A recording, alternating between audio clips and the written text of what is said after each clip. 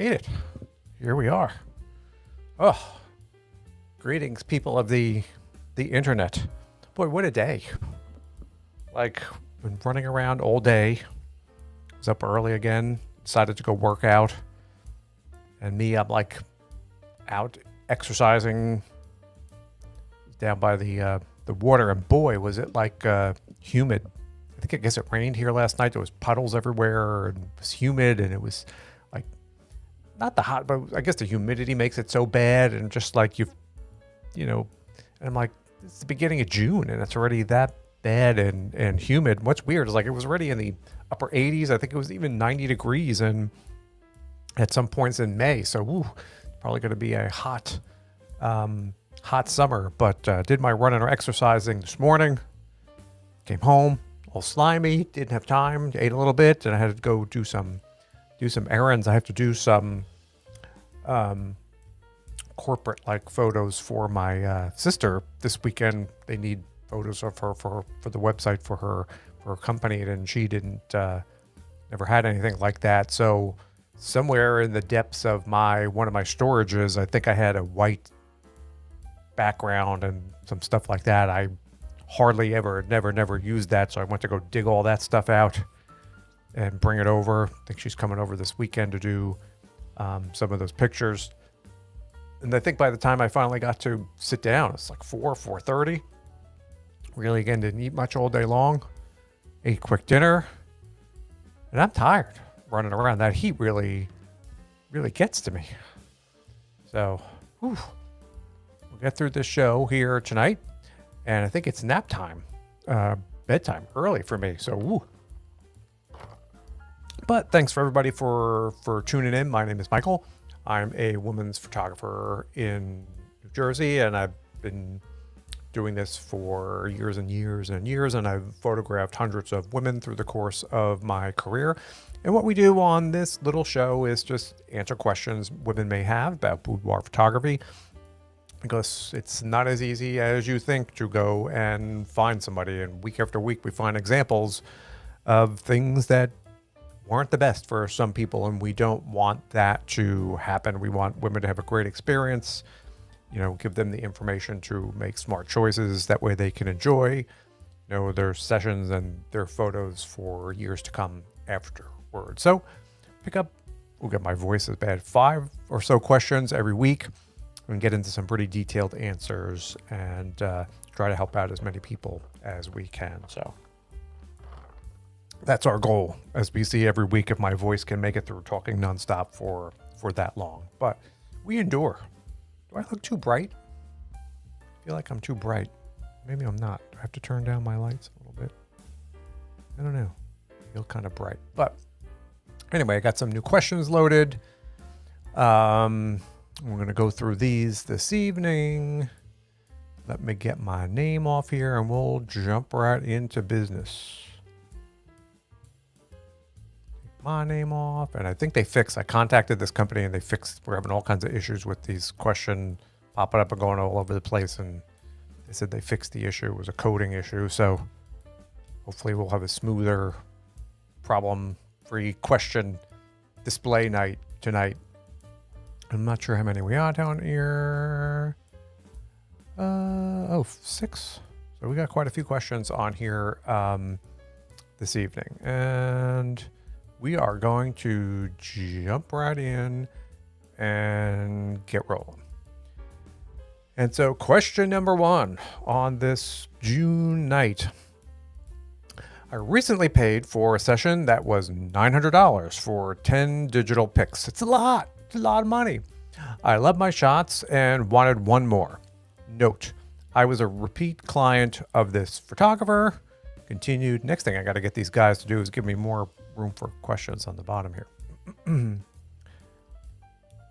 And she sent me an invoice out of the blue for $75 for one extra photo. This sort of annoyed me, being I paid over $2,000 to this photographer over 2 sessions. Do you think this is fair? Just curious. So, yeah, and one thing you have to understand is that typically when you are booking a session, It doesn't matter whether you're going to a woman's photographer, a family photographer, whatever it may be, especially if you're paying by the photo or buying a package and that photographer is selling things by the photo. It's probably going to be indicated up front in some kind of a contract that you are signing of how many pictures are included, whether or not there's a product like a book or an album that's included or any digital pictures included.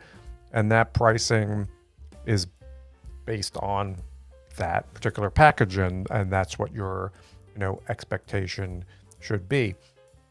Now, sounds like you've been working with this person before, so you were used to their system and not really picking a right or wrong side in this one, just sort of explaining how this kind of works.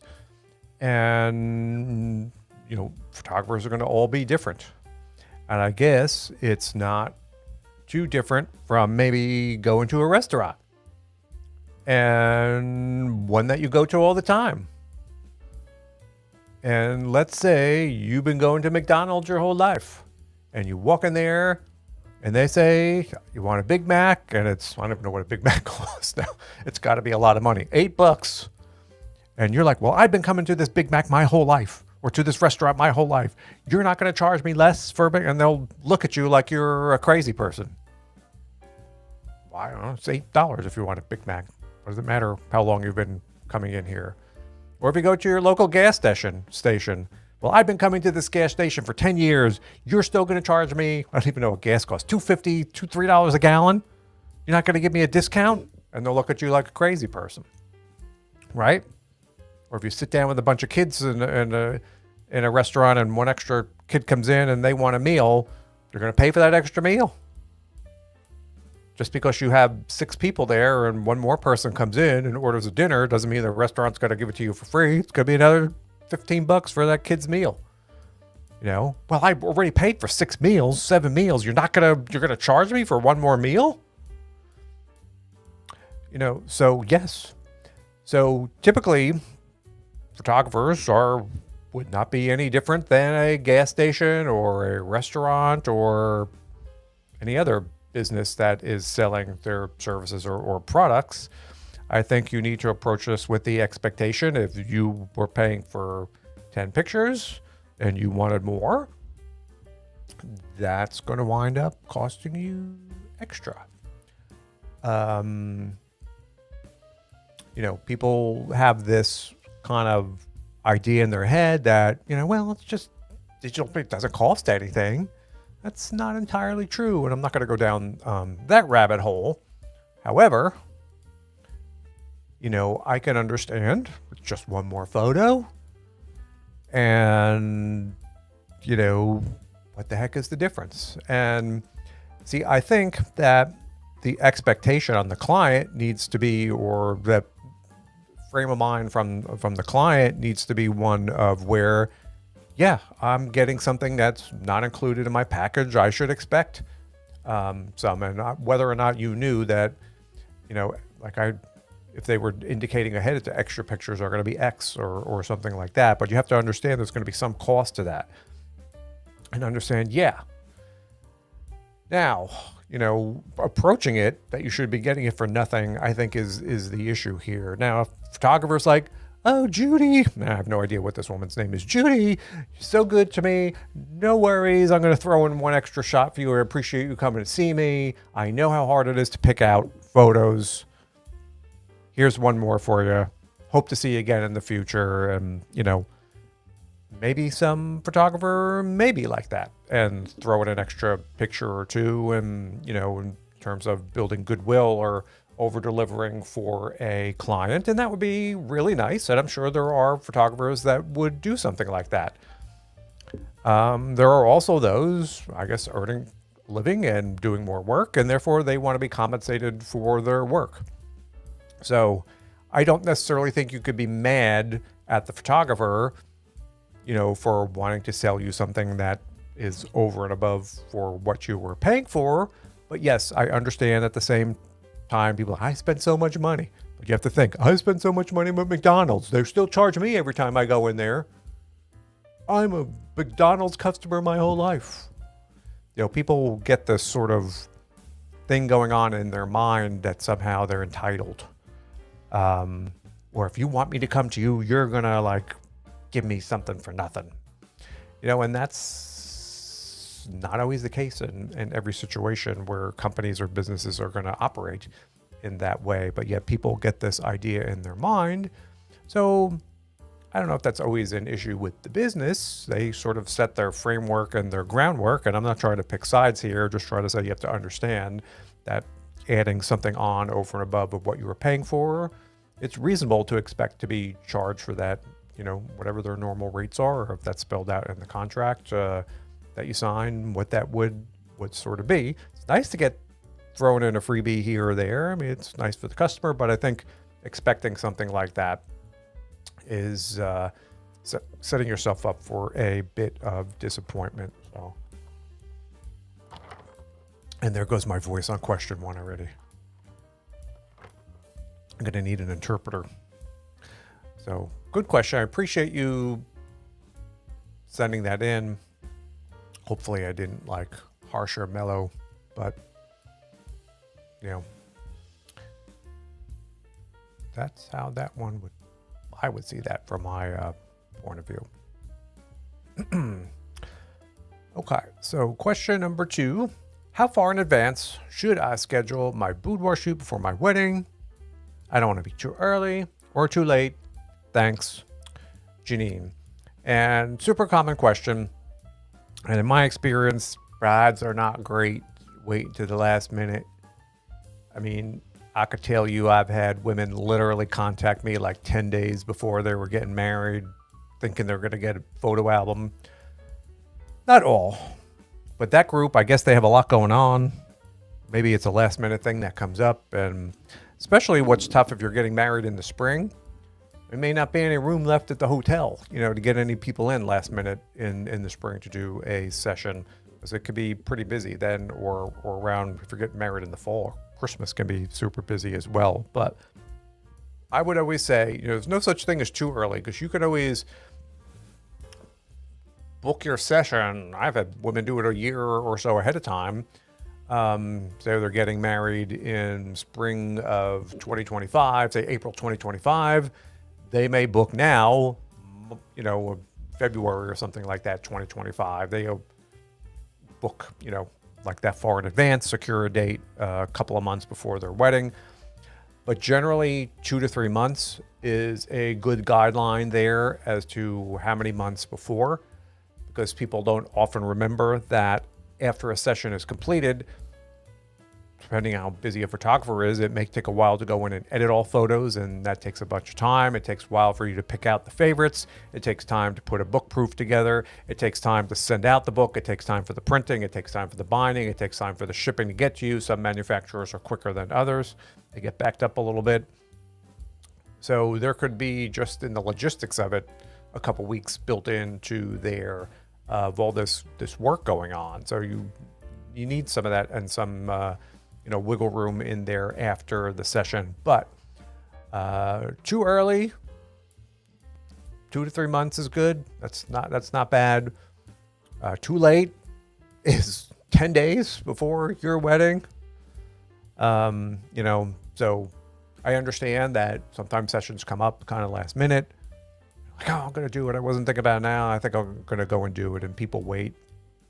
It happens. But that's the sweet spot, I think, is in that 2 to 3 month range. Try to get in there when you are booking your session. So thanks for sending that one in. Going to move on to question number 3. And question number 3. I don't remember what any of these are. Can I combine my boudoir session with my bridal makeup and hair trial? I love the people doing my makeup. I used them for my sister's wedding and she was great. Can clients do this? And yeah, why not? I think it really boils down to, again, what's the normal situation for the photographer that you are working with. Sometimes makeup is built in as part of your your session. They have someone that they work with locally that comes to their building and does the clients, and that may be built into your session. So if the default makeup artist that your photographer is using is not the one you want to use, definitely bring that up ahead of time, because you don't want two makeup people being there. This can happen because maybe it's, sometimes I've had women try to schedule their bridal makeup trials on the same day as their session, because, and then there's a bunch of running around involved to go from hair to it's a little hectic, I think. If your makeup artist can travel to the location where your photo is, it makes things a little easier and smoother than you driving 200 miles in that day to go all over the place and make up here and here and come back to your session. So it's not unreasonable. People do that. It just takes a little coordination with your photographer. Say, hey, I love my makeup artist. Is it possible to use them during the session? Talk to the makeup artist if they're not too far. Maybe they can meet you at the location where the photographer works in and do the makeup there. A lot of makeup artists, that's their job. They do travel around. If you have a hair person, they may be able to meet you there too. So I think the key to that is communication, keeping all those people in the loop. And if makeup is part of your session that's included in that, they may be taking something off of your session fee. And I can imagine, like previous question, there could be a photographer that says, no, I only use my makeup artist because I trust that person.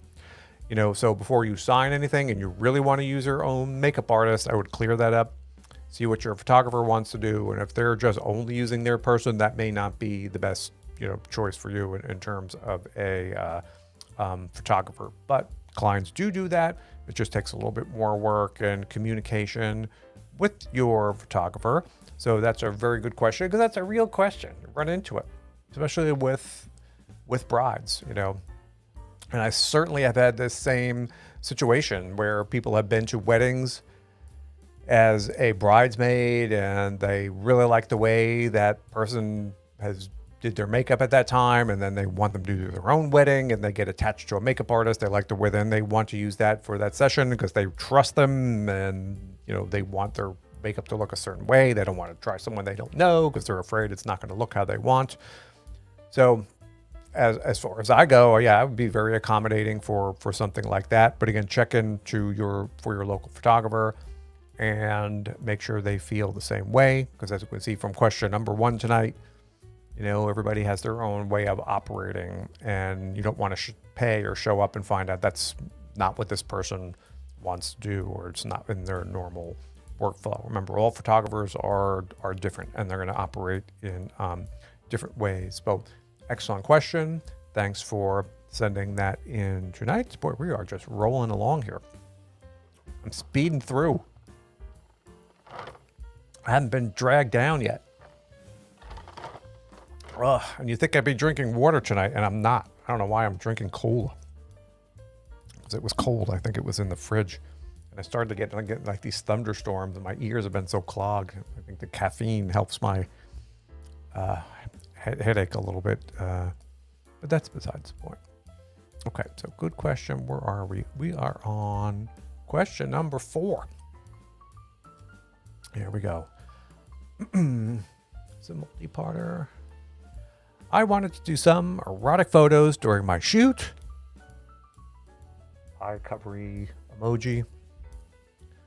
How do boudoir photographers ensure photos remain artistic and tasteful? Thanks. Yeah.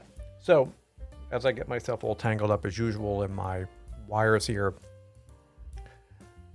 when the idea of going into a boudoir session has always been, if we talked about boudoir is about beauty, making women look beautiful and pretty, and that was the whole, people want to look at photos and think, wow, I love the way I look there. When women come in and want to include erotic shots as part of their session, things may be a little bit different.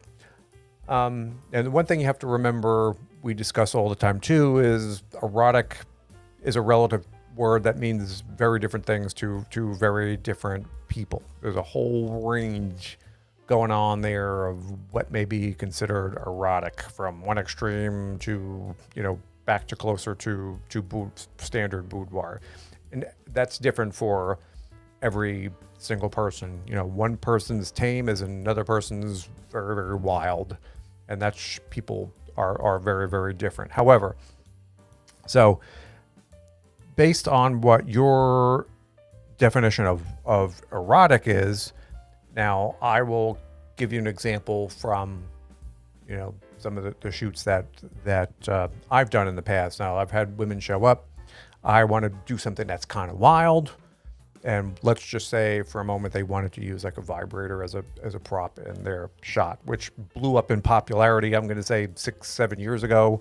One after another, women would come in, and it was up to me to try to figure out how to do that in like a cute way, And I managed to do it. I don't think anyone did cute vibrator photos, but and so we're able to go in and still do that in a way you were like, oh, that's cute, without it being kind of too, going down the wrong path. But there are limits to that. And I, as well as every other, run into these limits. Because we were doing little cutesy teasy photos. Nothing was really going on. Just kind of using it as a prop. And it's more about the expression. And it's like doing it kind of in a cute way. But then there are people that want to do erotic, and they want to take that to another level. And I think keeping things tasteful depends on what you intend on doing in your session. Because there is this line I think you can come up to that's like the limit of cutesy, the limits of like sort of pretty. And once you start to go, not that this is wrong, but I think it changes sort of the way you look at these photos. It changes sort of the appeal and kind of the message that these photos give.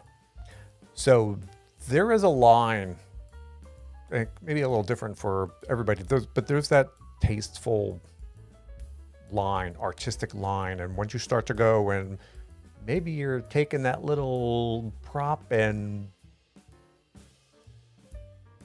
doing something else with it, and there probably is no cute and artistic way to, it becomes a different kind of a photo. It's meant to be evocative. It's meant to be kind of provocative. It's sending a little bit of a different message to the viewer, and that's really okay for that kind of work. So erotic can remain cute and artistic. Well, you could, this is true. There could be art. I'm talking about like boudoir range up to a point. I think if you were intending to do things that go beyond that line, whatever that nebulous kind of line is, your photos start to take on a little bit of a different characteristic and flavor. So for instance, if you're talking about weddings for a wedding album and you have a bunch of cutesy pictures in there, maybe you have your veil with you or just doing some fun, kicking your heels up, and you flip the page and there's just super erotic photo on the next page with you and your prop doing something that's not in good congruity with the bunch of pictures that came before, that may be a little bit of a shock to the viewer of that album and a little bit of unexpected. You just went from 0 to 100 and didn't really kind of put anything in between there, which is fine. If that's what everybody wants to get out of that. Because there are some people, don't worry about cute, don't worry about this. And I've had women say, I just want it to be hot. So as long as the subject or the client and the photographer, everybody is involved, is okay with doing that, you understand that type of photo is going to look a little bit different than the other ones that you were doing, sending a very different message. When everybody's on the same page as this, then that's great. Hey, knock yourself out, have fun, doing what you want to do. If people are having fun and they're all adults and everyone's enjoying themselves and you're getting what you wanted that session, that's what you wanted to do. So based on, again, your definition of what erotic is, you may have some photos that are really cute. If you're going past that line, and again, I wonder my line is that really still erotic or is it something else? So because there is not a standard definition of what that means, depending on the type of photos that you're doing, depending on really the kind of message and tone that they are going to have. You can, however, do erotic photos and still stay on that very tasteful and kind of artistic side. So hopefully that wasn't too confusing. And I think you can certainly stay on one side of that line. You could do all your photos on the other side of that line. I think it changes very much the tone of what you're going to get in that album. That's okay, as long as you're understanding that and you're fine with that. You may not want to put them in your album. You want to keep them for something else and just have some cutesy photos in your album. But this is something really that you can sit down and discuss with your photographer, discuss what your actual plans were with them. And that's really the best person to say, hey, yeah, well, this is really going to look in a certain way, and just be sure that you're okay with that. And that's what you want. And as always, when you're done and if the photos don't quite fit what you thought they were going to be, you just don't have to use them. Pick something else. Just do a bunch of other photos that you can wind up using and enjoy. So key, figure out what erotic means to you. Talk to your photographer about how you want to create this type of work. Get their feedback if they've done that before. And then, there is a fine balance there between erotic, artistic, and tasteful. They can certainly all exist together, but if you start to push too much on the erotic, I think those other things start to move more and more slowly out of the photo, if that kind of made sense to you. So that's my completely unscripted answer for that. Hopefully that wasn't more confusing. And that was a little bit helpful for you. But again, I appreciate everybody who sends these questions in. And moving right along, we got question number 5. Hey, I'm all booked for my session. It's a surprise for my husband. One thing that dawned on me is I'm at work all day. How can I get my album and keep it secret? I think I know what this means. And it's actually an excellent question. And this is something that is a real concern for a lot of brides. I guess it's a real concern for everybody, meaning they're going through the session, doing everything, their album's getting shipped out, and maybe they're at work during the day. FedEx man comes, knocks on the door, leaves the boxes outside, and the boyfriend / husband / partner, oh, what's this? And picks it up. Oh, what's in here? Opens it up and sees the album. And there goes the big surprise you've been planning for weeks or possibly months. So it does happen. I've heard of it happening. And more so with my brides, I explain this to, it can get intercepted. Is your fiance, do you live with them? Yes. Is he a package grabber? Yes or no? But, if that's the case, or if it's something that you're losing sleep at night about, albums can be shipped practically anywhere. They can go to a friend's house, a coworker's house, your parents' house, your sister's house, somewhere else where it's going to get there and he or she or they or whoever is not going to see it. You can securely grab it when you need to or store it there. And another big thing is that we'll get the albums and stick it in their drawer next to their bed, and the husband's looking for something, and then he opens the drawer, what's this? And it gets found. Albums get found too. So if that's the kind of a thing, I've had women hide it in their cars, again at their friend's house, and keep it off site for as long as possible before they need it. And at that point, go and grab it. And that way there's less chance of discovery on there. It's a real concern that people don't always think about until maybe it's too late. And then they're like, I never thought about that. He's going to get it, and I don't know what to do. And, so it doesn't hurt to, again, keep your photographer involved in this if you're potentially open to a situation of, your products getting intercepted. You can come up with a plan. And like we were talking about earlier, let's say, for instance, you are doing your shoot way before your wedding.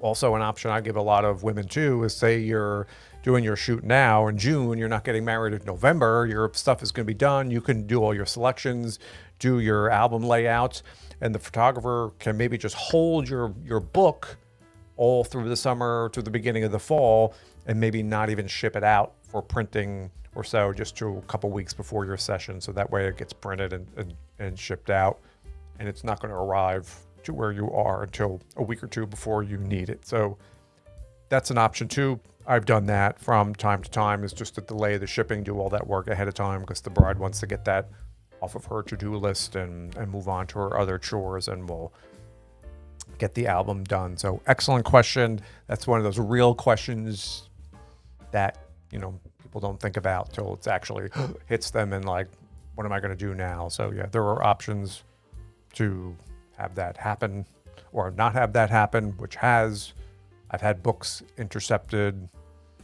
and it's a reality. So you can, if that's a risk for you, it can be prevented. So that's a good question. I appreciate you sending that in, and hopefully people listening to this after can keep that in mind and have that chat with their photographer afterwards. Onward. Is this the last one? No, we got one more after this one. So this is question 6, number 6. And the writer says, I so want to do a boudoir video. I was searching for samples. I was online searching for samples and came across a photographer that had an amazing, sexy video of a woman undressing in a hotel, and ultimately, used, you could fill in the blank there, on herself. Shocked emoji face. I'm no super wild woman, but something about that was very hot, and it had awesome music. This photographer was not anywhere near me, so couldn't use that person. Are women really shooting videos like that? I'm a bit nervous about reaching out to someone who can't make me look cute like that. What should I do? Is it okay to show that to another photographer? So there's a bunch of questions and information in here about that particular session. So to summarize, one was online. She knows she's going to do a boudoir video or a session, found a really cute video that she liked. Probably didn't realize what was going to be in the video when she started to play it, and it started to unravel. And talking about erotic stuff, it was a super erotic video. It's not something normally this woman would do, and for some reason it struck a chord with her, and she's like, that was like, it's not my normal thing, but I'm willing to give it a shot. I know my husband, boyfriend, partner would love it. And is this something that women really do? So that is, again, a very common question. Because in my experience, again, and maybe it's a little different with women photographers, but just women in general as like clients are not super likely to reach out to somebody they don't know and say, hey, I really want to do a video that's, it's just not how something like that is brought up. So one thing you can do, and to answer your part, are women really shooting videos like that? And the simple answer is yes. As shocking as that may be, in terms of boudoir video, it's a little bit different, and it took me a while to get used to this as well than photos. Because photos, we're talking, again, this is like having an erotic theme tonight. There are always women in erotic, do poses, bondage stuff, or nudity, or whatever it may be. But in the advent and rise of like videos, there are many, many more women that come in who want to explore their sexuality. They're fine with this. They have an amazing time doing something like that. It's very cathartic to them. And their game. They know what's going on. They have, and it's not just a case where they're doing it just for a partner. These women, I've had them break out in laughs. If I can have like a gag reel of all the way who broke out hysterically laughing in the middle of doing something like with video sessions. You'd see how I was talking the truth here. But the simple answer is yes, women are really creating videos like that. A lot of erotic videos, a lot of masturbation videos and stuff like that. I don't know why it's a big thing in the world of video. So, and as far as someone who can't make you look cute like that video, again, this is a function of finding a good photographer who's also a good videographer. And as we talked about, photographers are way different in ability and what they tend to produce. So, if you do not see material like that in the galleries of the photographers that you're looking at in your local area or anything remotely that looks like that, they may not be okay, nor would they have the skill or the equipment to produce something that looks like that. So the simple thing is, look for someone near you that is producing similar content. No, it sounds really, but there's a catch. So the catch is that, not all photographers may display, we're talking erotic content like that, especially explicit content on their websites. So there may be photographers that are okay videoing that kind of stuff, but they don't really have it. There may be a little section of their website or something, saying, yeah, we'll kind of do this. And there are reasons. I don't want to get into it here. They may want to just cutesy, but they're also okay with doing something like that, or they may not be. So it gets tricky to find someone to shoot erotic videos sometimes, depending on where you are in your area. And as we say a bazillion times, if you're having trouble finding videos like that, there may be someone with more erotic photos on their website, and then the legwork begins. And what I mean by that is you really have to start checking in with, just like you did with me. Hey, I saw this really kind of, include a video, include a link to the video if it's linkable, or at least link to the page and say, hey, saw this. I kind of never thought I would want to do something like that. Are you okay? Can you produce something like this? It's for an event, for my anniversary, or whatever the case may be. And the worst they're going to say is, it's not for me. Thanks. So it may take you a little bit to reach out to some other people in your area and see. And then really, really look at the quality of the work that they're doing. Make sure it's technically excellent, and, go back, and there's all our videos we made on how to find out if a photographer knows what they're doing. Check it in on that. And so, it does take some work. It's not easy. And the last thing you want to do, I think it was last week or so, we were talking about, you're probably not going to get something that's really great from a $125 coupon you got in a mailer in your area. Like last week when something turned out, we were talking about a question where it turned out awful for somebody. So video production is a lot of work, and it can start to get expensive based on what's going on in there.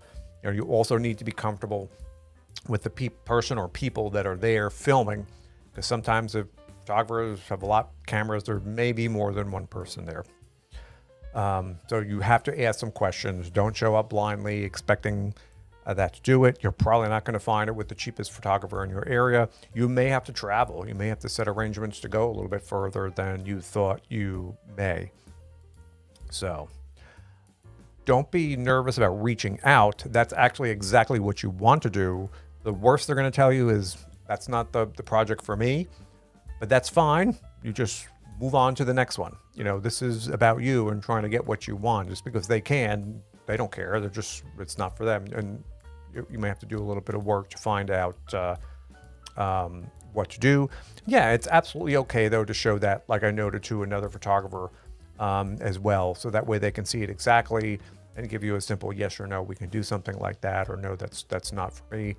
Because the last thing, again, you want to do is show up, pay money, sign a contract, and get there, and then tell you, no, that's completely not what I'm okay doing, or they don't do videos or whatever the case may be. So something very particular, it does take work, it does take searching, and it's going to take money. So that boils down to how important is it to you? What's the budget that you have for that project? And, you know, it's going to take a little bit of time to go through and do that. But it's the reality of being a woman's photographer today. Yeah, that's something that is happening. Not for everybody, but it's going on. You know, it's fun for the women who want to do that.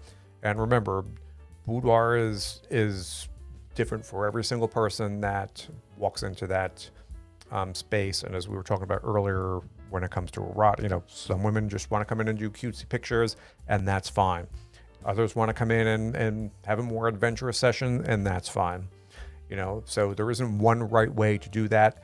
It's very different for every person. And if you're going to go away and you're going to enjoy it, and you know you're okay with it, and your partner is going to be okay with it, and everyone's going to have a great time with that, you know, life's short.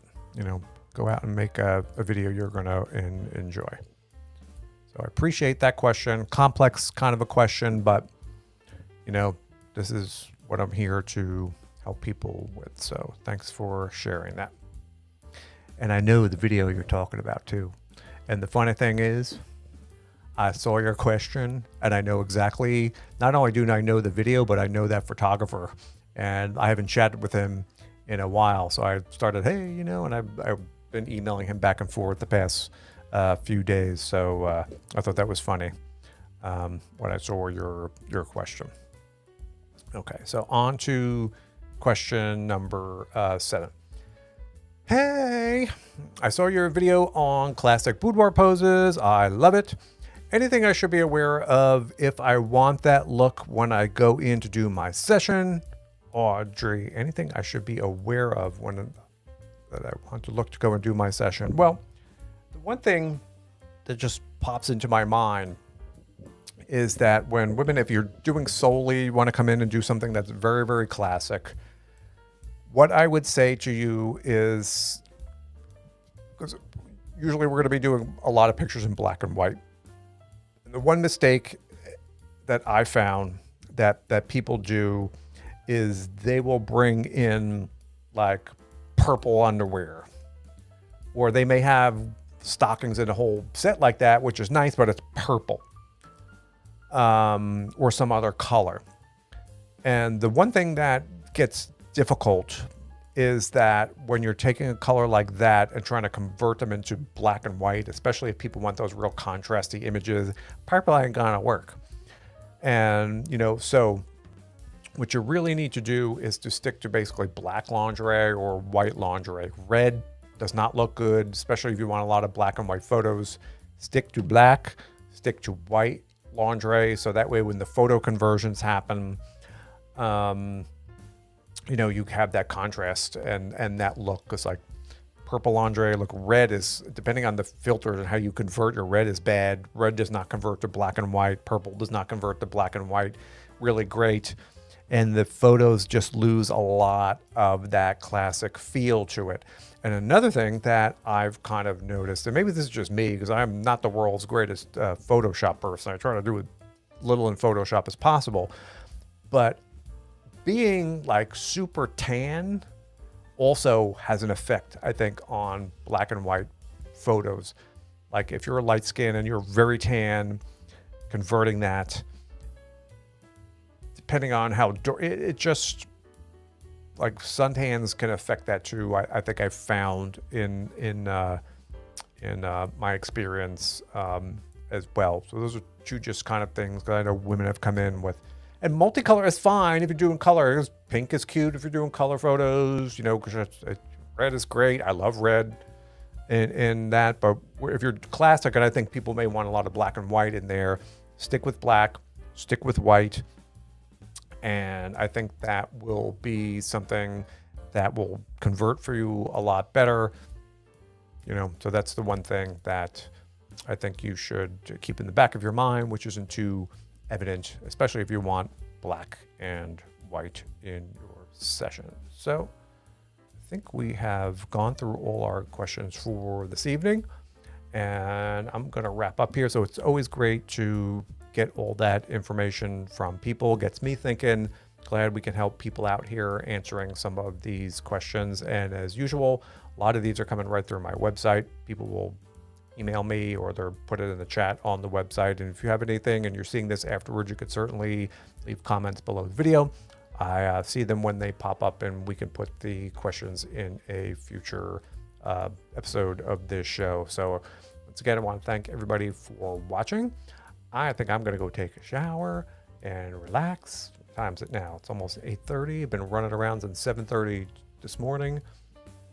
And it's a great show, and appreciate everybody for stopping by. And I'm going to get out of here, and I will talk to everybody next week. Yeah, next week into June.